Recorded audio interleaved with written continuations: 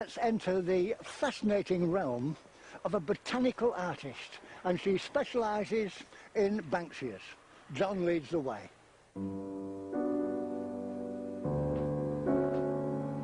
I don't think I was any good at anything else, really. I had two older sisters and an older brother, and they used to pat me on the head and say, there, you'll never amount to anything much. So drawing was the only thing I got any praise for. Celia Rosser is one of the world's great botanical artists. She is recognised nationally and internationally with awards from the Linnean Society of London, an Order of Australia and an honorary master's degree from Monash University. And now, at the age of 75, this self-taught artist has started work on a Banksia that has been named in her honour. It's the greatest honour to have this Banksia named Rosserae, and I had no idea that it was going to work out that way, and it was a great surprise, and I think it's the most wonderful thing that's ever happened. So they knew it was a new species, though, just by looking at the seed heads? Yes, and they knew it was a Banksia, of course. Of course. And, but all the old flowers were quite small, so when this was in flower after 2 cyclones and 13 inches of rain, and it got the message to flower, and everyone was completely knocked out by the size of it.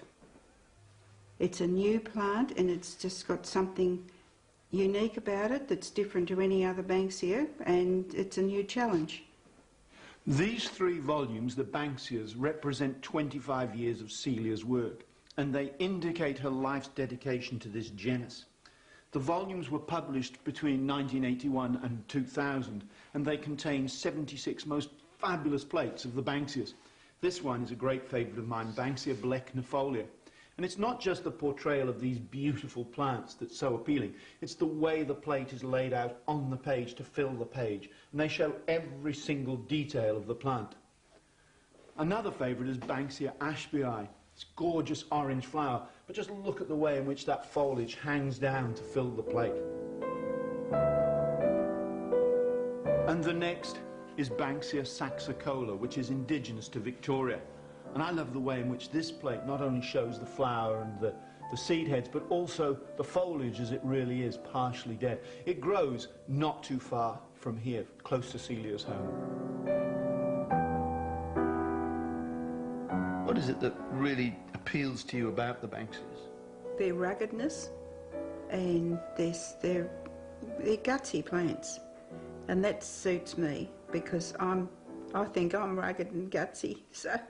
But they also seem to suit your style of painting. Yes, I like woody plants. I loved painting the orchids when I was younger, but I think that when I discovered Banksias, it seemed to be the right thing for me to paint and to express myself. It's a form of self-expression, and I'm not much good at writing, but I love painting. So some of your personality goes into each of these pictures? I hope so. I sometimes do many pencil drawings, and the first ones I use a soft pencil, and they're rough to get the feeling of the Banksia. There's other artists can work straight onto the watercolour paper, but I find I need this exploration of what the Banksia is all about. And I do many drawings, turn it back to front so I can see if the layout's working all right. And that's about composition on the paper, That's about composition, yes. I'm very interested in composition. You're trying to portray the plant in a scientific way, but at the same time I've tried the endeavour of making it a work of art.